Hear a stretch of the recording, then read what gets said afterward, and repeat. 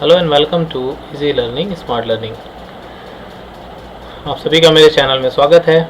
पिछले लेक्चर में मैंने वीबी का आपको ब्रीफ इंट्रोडक्शन दिया था। आज हम VB6 के कुछ क्वेश्चंस पे डिस्कशन करेंगे और सिलेबस के जो अगले पॉइंट्स हैं उसके बारे में भी इस लेक्चर में जो है वो चर्चा होने वाली है। तो पिछले लेक्चर में मैंने आपको ये जो फर्स्ट पोर्शन है इसके बारे में पूरा डिटेल दिया। यदि आपको कोई सवाल हो तो आप कमेंट सेक्शन पे कर सकते हैं उसी वीडियो के, आप चाहें तो इस वीडियो में भी कर सकते हैं। आज हम कोशिश करेंगे कि जो फर्स्ट यूनिट है उसे हम कंप्लीट करें, मतलब कि कंट्रोल्स, प्रॉपर्टीज़, मेथड्स, इवेंट्स, इनके बारे में मैंने एक बेसिक कंसेप्ट आपको बताया था, फॉर्म को क्रिएट करना बताया था। आज हम प्रोजेक्ट्स क्रिएट करना, एग्जीक्यूटेबल फाइल्स क्रिएट करना और कांस्टेंट, डेटा टाइप्स, वेरिएबल्स, ये सारी जो चीज़ें लिखी हुई हैं इसको वन बाय वन हम देखते जाएंगे और सीखते जाएंगे। साथ ही साथ हम ये जो प्रश्नावली है यूनिट 2 से स्टार्ट है इसमें, तो यूनिट 1 के जितने भी क्वेश्चंस हैं उन्हें मैं आपको बता दूंगा कि किस प्रकार के क्वेश्चंस आ सकते हैं, और अगर बन सका तो यूनिट 2 के भी क्वेश्चंस को हम या तो नेक्स्ट लेक्चर में चालू करेंगे या तो आज ही के लेक्चर में स्टार्ट करेंगे। ओके, तो चलिए VB6 जो है वो हम चालू करते हैं। तो ये चालू करने के बाद में आपको एक नया प्रोजेक्ट खोलने की आवश्यकता नहीं है क्योंकि आपके पास में ऑलरेडी एक नया प्रोजेक्ट है। अब हम सबसे पहले यहाँ से लिस्ट में उठाते जाते हैं कि हमारा अगला टॉपिक जो है वो क्या है। तो देखिए, हम सीखेंगे कि एग्जीक्यूटेबल फाइल्स हम कैसे क्रिएट करते हैं। तो एग्जीक्यूटेबल फाइल्स एक्चुअली में वो होती हैं जहाँ आपका प्रोजेक्ट क्रिएट हो रहा है, आप इसे प्रॉपर्टीज़ में जाके देख सकते हैं इसकी प्रॉपर्टीज़ में कि इनकी क्या क्या प्रॉपर्टीज़ हैं। तो इसमें जैसे हमें फॉर्म 1 इसका नाम दिखाई दे रहा है, यदि आप इसका नाम चेंज कर दें, फॉर एग्जांपल मैं इसका नाम ये गलती से रिमूव हो गया, मैं यहाँ पे एक नया फॉर्म ऐड कर देता हूँ। अब मान लीजिए मैं इसे क्या कर रहा हूँ, रीनेम कर रहा हूँ। तो आप यहाँ पे राइट क्लिक करें और राइट क्लिक करने के बाद में आप इसकी प्रॉपर्टीज़ में जाएं और प्रॉपर्टीज़ में जाने के बाद यहाँ पे जैसे आप इसका नाम रख देते हैं, मान लीजिए डेमो, तो आप देखेंगे कि फॉर्म का नाम जो है वो बदल गया। अब मैं इसे सेव करता हूँ और सेव पहली बार करें तो सेव का इस्तेमाल करेंगे। VB98 नाम का फोल्डर है, C program files Microsoft Visual Studio, इसके अंदर VB98। तो यदि आप कोई नया जगह चुनाव करना चाहते हैं तो जैसे मैं D ड्राइव में VB6 नाम का एक फ़ोल्डर बना दे रहा हूँ, 6.0 नाम का। इसमें मैं सारे जो हमारे फॉर्म्स बनते जाएंगे उसे हम सेव करते जाएंगे। तो इसे हमने सेव किया। इसके बाद हमें प्रोजेक्ट सेव करने का ऑप्शन दे रहा है, तो इस प्रोजेक्ट का नाम मैं रख देता हूँ DCA 2020 और इसे भी मैं क्या कर देता हूँ, सेव कर देता हूँ। अब मैं इसे यहाँ पे सोर्स सेफ नाम का एक ऑप्शन देता है। यदि आप इसे पासवर्ड प्रोटेक्ट करना चाहते हैं तो आप इसमें यस करेंगे, यदि आप नहीं करेंगे तो ये नो हो जाएगा। तो मैं फिलहाल नो का चुनाव कर रहा हूँ। सोर्स सेव के बारे में हम आगे चर्चा करेंगे। तो अब ये जो मैंने बनाया है D ड्राइव में VB6 नाम का फोल्डर, आप देख सकते हैं यहाँ पे हमें 3 प्रकार के फाइल्स दिखाई दे रहे हैं। एक दिख रहा है माइक्रोसॉफ्ट का सोर्स सेफ वाला प्रोजेक्ट, दूसरा डेमो नाम की फाइल और तीसरा हमारा प्रोजेक्ट का फाइल। अब यदि मैं इस प्रोजेक्ट को डायरेक्टली रन कर देता हूँ तो रन करने के बाद में यहाँ पे एक आपसे बात बोली जा रही है कि must have a startup form और सबमेन। इसका मतलब ये है कि हमारी जो प्रोजेक्ट की प्रॉपर्टीज़ है, ये प्रोजेक्ट की प्रॉपर्टीज़ आप यहाँ से भी चुन सकते हैं। इस प्रोजेक्ट की प्रॉपर्टीज़ में आपके पास में एक फॉर्म का होना आवश्यक है। तो हम यहाँ पे स्टार्टअप ऑब्जेक्ट में अपने डेमो फॉर्म को चुनाव कर रहे हैं और ओके दबा देंगे। फिर हम इसे प्ले करेंगे तो ये हमारा जो डेमो फॉर्म है वो क्या हो जाएगा, चालू हो जाएगा। तो अब हम जाके फोल्डर को दोबारा देखते हैं और रिफ्रेश करते हैं तो यहाँ पे कोई चेंजेस नहीं हुआ। तो ये जो आपका फाइल है जिसे आप देख रहे हैं यहाँ पे, ये जो फाइल है यही आपकी एक प्रकार की विजुअल बेसिक की फाइल भी है और यही फाइल जो है एग्जीक्यूट होती है EXE फाइल के रूप में। इसे माइक्रोसॉफ्ट जो है आपको चलाकर दिखाता है। अगली बात ये कि जब आप एक सॉफ्टवेयर को डेवलप कर चुके होते हैं, पूरी टेस्टिंग आपने कर ली, उसके बाद में आप डिप्लॉयमेंट करते हैं। डिप्लॉयमेंट का मतलब होता है कि आप अपने प्रोजेक्ट को कंप्लीट कर लिए हैं, अब उसका सेटअप क्रिएट कर रहे हैं। तो सेटअप क्रिएट करने के दौरान आपको EXE फाइल कैसे क्रिएट करते हैं ये हम आपको उस दौरान अच्छे से डिटेल में बताएंगे। तो आज का जो हमारा लेक्चर है हम इसमें वेरिएबल्स, ऑपरेटर्स और बाकी सब जो चीज़ें हैं इसका चर्चा करेंगे। तो सबसे पहले शुरुआत करते हैं वेरिएबल से। तो वेरिएबल्स और डेटा टाइप्स जो हैं इन दोनों को मैं एक साथ आज आपको पढ़ाना शुरू करूँगा। तो देखिए, हम यहाँ पे फॉर्म के क्लिक इवेंट पे जाते हैं। कोई भी काम हम करेंगे तो फॉर्म पे क्लिक करने से करेंगे। तो हम यहाँ पे आगे फॉर्म के क्लिक इवेंट में, और क्लिक इवेंट में आने के बाद में मैं आपको सारे वेरिएबल्स को डिक्लेयर करके बताऊँगा। तो वेरिएबल डिक्लेयर करने के लिए हमें डेटा टाइप्स पता होने चाहिए। विजुअल बेसिक में यदि आप केवल नाम लिख दें, जैसे आपने लिख दिया डिम ए, तो ये सबसे पहला डेटा टाइप बता रहा हूँ। कमेंट लिखने के लिए आप सिंगल कोटेशन मार्क का इस्तेमाल कर सकते हैं। तो अब यहाँ पे ए जो वेरिएबल है ये एक प्रकार का वेरिएंट डेटा टाइप है। वेरिएंट का मतलब है कि आप इसमें किसी भी प्रकार की कोई भी वैल्यू को स्टोर कर सकते हैं। जैसे आप लिखेंगे A = आपने यहाँ पे लिख दिया हेलो, तो ये जो हेलो है, अब ए के अंदर में क्या स्टोर हो गया, हेलो। अब आप देखना चाहते हैं मैसेज बॉक्स ए, अगर आपने केवल इतना लिख दिया और आपने इसे प्ले कर दिया, तो जब आप फॉर्म पे क्लिक करेंगे तो आपके सामने क्या लिखा हुआ है, हेलो। जबकि हमने यहाँ पे क्या लिखा है, ए के सामने में हेलो हमने असाइन कर दिया है। तो ये वेरिएंट डेटा टाइप जो है किसी भी प्रकार की वैल्यू, चाहे वो टेक्स्ट हो, चाहे वो इंटीजर हो या कोई भी हो, अब हेलो की जगह आप यहाँ पे 550 स्टोर कर दें और यहाँ पे प्ले करें, फिर आप क्लिक करेंगे तो आपको दिखाई देगा 550। और तीसरा, यदि आप यहाँ पे कोई डेट दे देते हैं, जैसे मैं देता हूँ 12/12 और 2012, फिर मैं क्या करता हूँ, इसे सिंगल कोटेशन मार्क में दे देता हूँ। अब हम यहाँ पे सिंगल कोटेशन मार्क नहीं, सॉरी, डबल कोटेशन मार्क आएगा।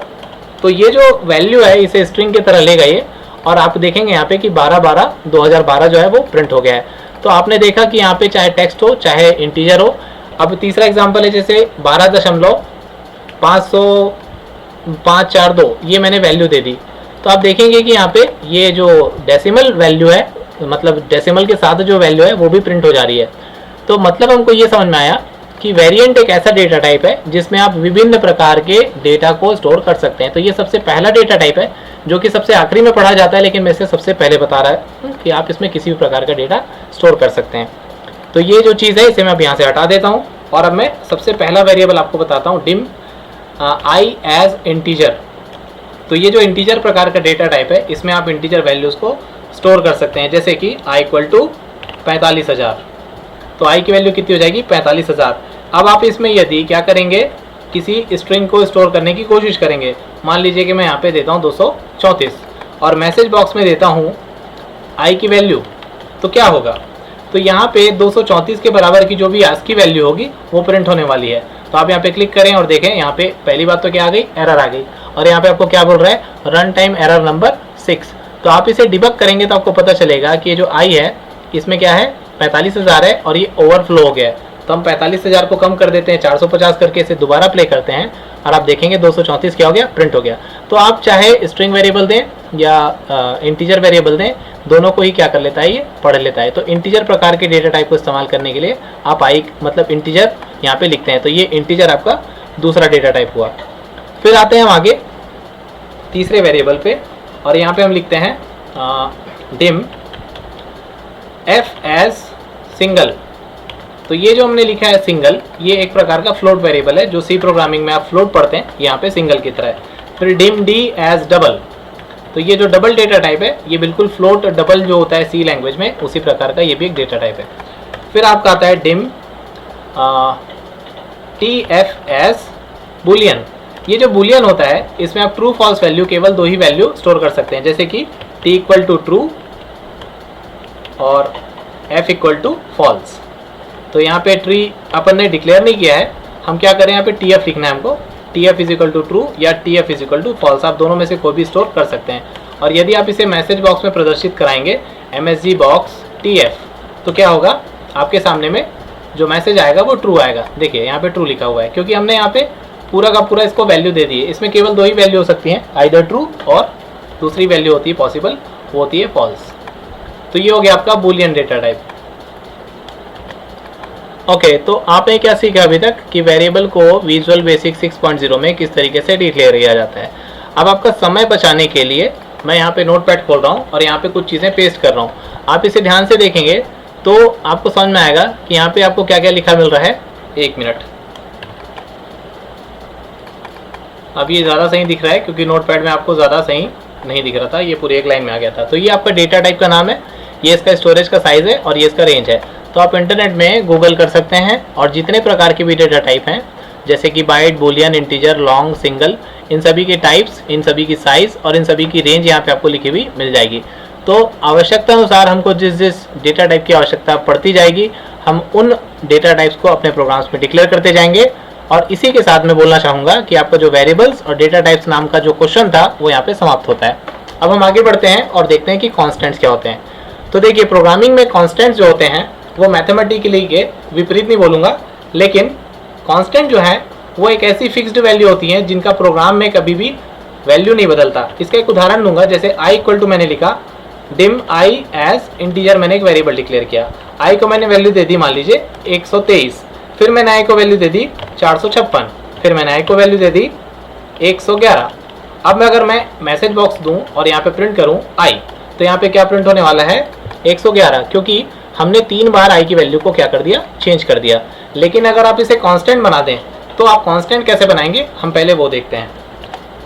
तो कांस्टेंट बनाने के लिए आपको यहाँ पे लिखना पड़ेगा CONST, डिम की जगह आप क्या लिखेंगे CONST, और यहाँ पे आपको आई की वैल्यू भी देना अनिवार्य है। तो आई इक्वल टू आप लिखेंगे 1 2 3, कोई भी आप कांस्टेंट वैल्यू दे सकते हैं, ठीक है। अब यहाँ पे आपको एज इंटीजर या कोई भी चीज़ लिखने की आवश्यकता नहीं है, तो आप इसे यहाँ से हटा दें। Const i is equal to 1323। अब आप आई की वैल्यू को चेंज करने की कोशिश करेंगे, जबकि मैंने यहाँ पे की है। तो देखिए सबसे पहले तो एरर मैसेज दिखाएगा। क्या एरर मैसेज दिखाएगा कि assignment to constant not permitted, मतलब अब हमने क्या कर दिया है, इस आई को हमने क्या बना दिया है, कांस्टेंट बना दिया है। तो ये होता है आपका कांस्टेंट, कि आप एक बार अगर आई को वैल्यू दे दिए तो दे दिए, उसके बाद आप भूल जाइए कि आप पूरे प्रोग्राम में इस आई की वैल्यू को बदल पाएंगे। आप आई की केवल एक ही वैल्यू ले सकते हैं, वो क्या है 1323। तो इस प्रकार की चीज़ों का हम इस्तेमाल तब करते हैं जब हमें पाई जैसी वैल्यू देनी हो। जैसे पाई की वैल्यू होती है 3.14 और पाई की स्पेलिंग हम लिखते हैं PI।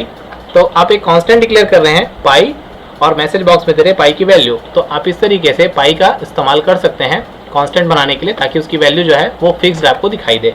तो ये होते हैं कांस्टेंट। कांस्टेंट की परिभाषा ये है कि जिनकी प्रोग्राम में वैल्यू नहीं बदली जाती, और आप इनको एक बार अगर वैल्यू असाइन कर दें तो आप इसे पूरे प्रोग्राम में कभी भी नहीं बदल सकते। और ये आपने देखा कांस्टेंट को डिक्लेयर करना किस तरीके से आसान है। जैसे आप वेरिएंट डेटा टाइप डिक्लेयर कर रहे थे, उसी प्रकार से आप कांस्टेंट भी ले सकते हैं। यहाँ पे चाहें तो स्ट्रिंग कांस्टेंट ले लें। स्ट्रिंग कांस्टेंट लेना है, जैसे कि आप लेना चाहते हैं PRSU, या मान लीजिए आपको लेना है DCA, तो आप DCA भी लेके यहाँ पे प्रिंट कर सकते हैं। तो पाई की वैल्यू कितनी हो गई, DC हो गई।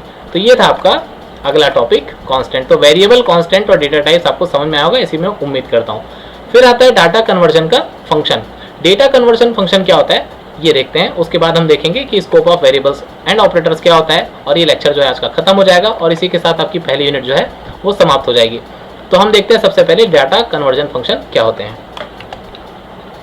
तो आपका समय बचाने के लिए मैं आपसे एक रिक्वेस्ट करूंगा कि मैंने एक ब्लॉगर वेबसाइट बनाई है, जहां पे आप जाके ये जो नोट्स आपको दिखाई दे रहे हैं, इन्हीं नोट्स को आप वहां पे भी देख सकते हैं, और जब चाहे तब आप इसे कॉपी पेस्ट कर सकते हैं।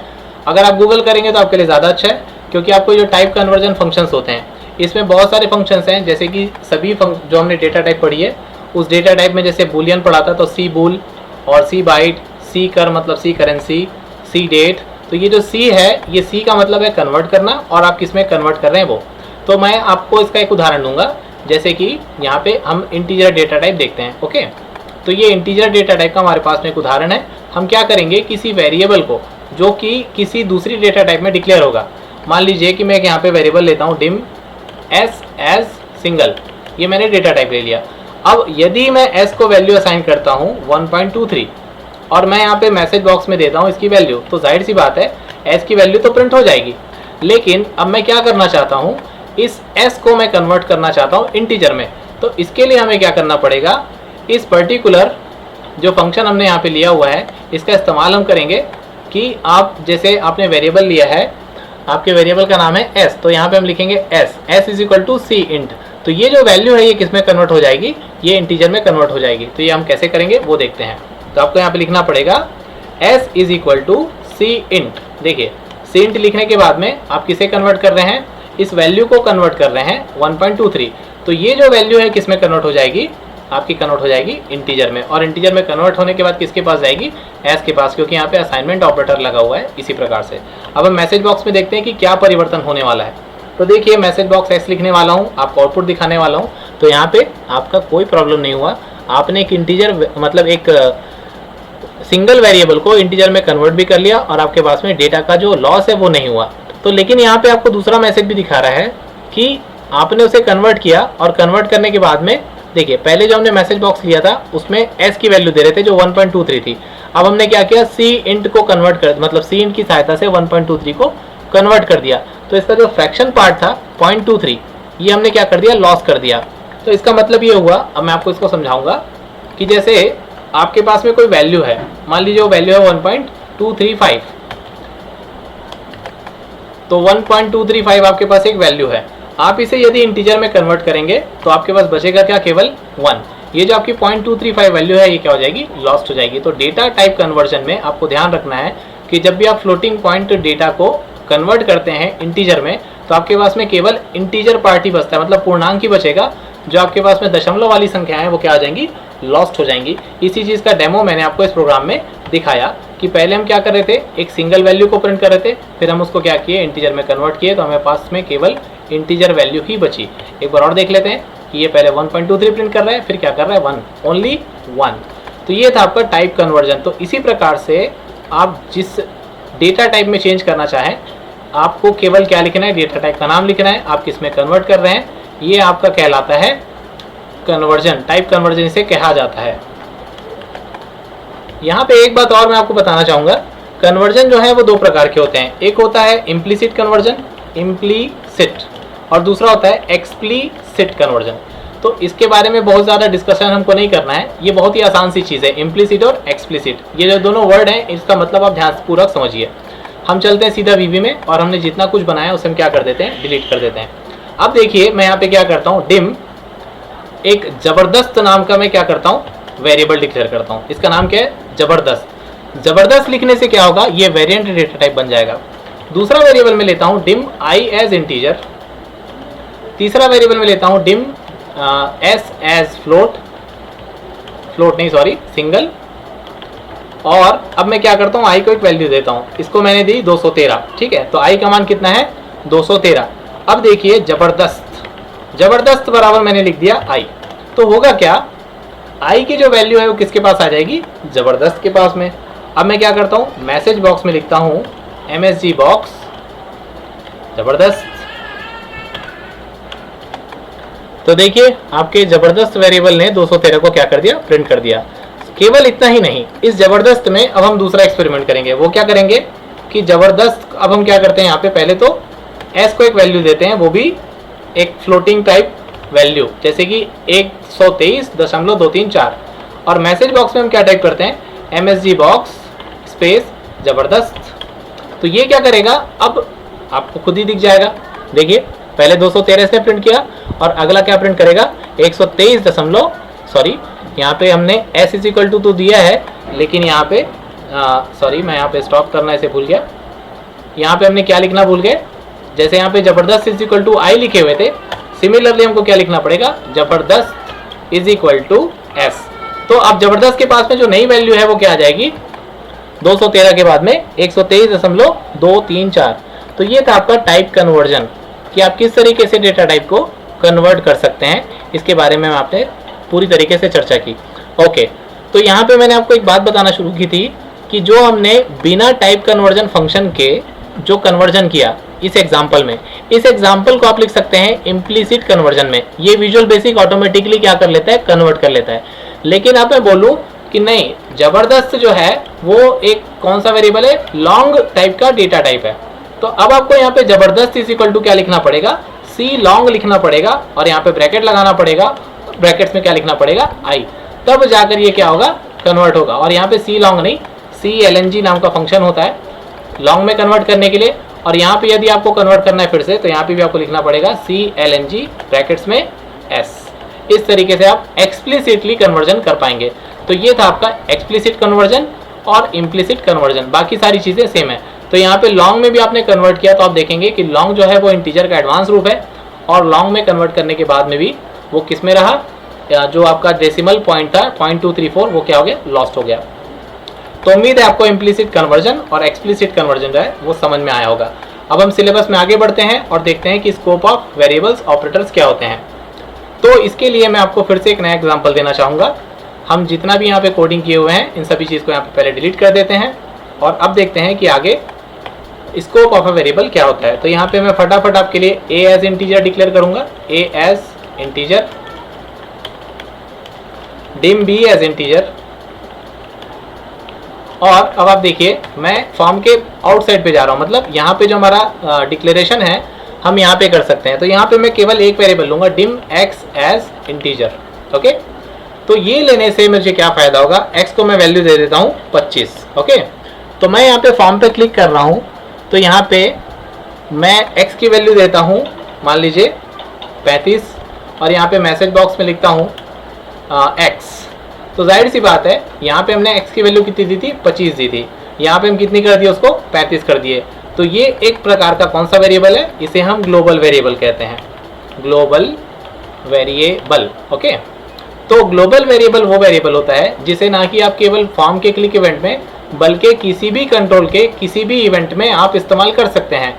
उदाहरण के लिए मैं यहाँ पे कमांड बटन लेके आता हूँ, ये कमांड बटन पे क्लिक करने पर मैं x की वैल्यू जो है ये कर देता हूँ 50, और 50 करने के बाद में मैं क्या करता हूँ, मैसेज बॉक्स में डिस्प्ले कराता हूँ x की वैल्यू को।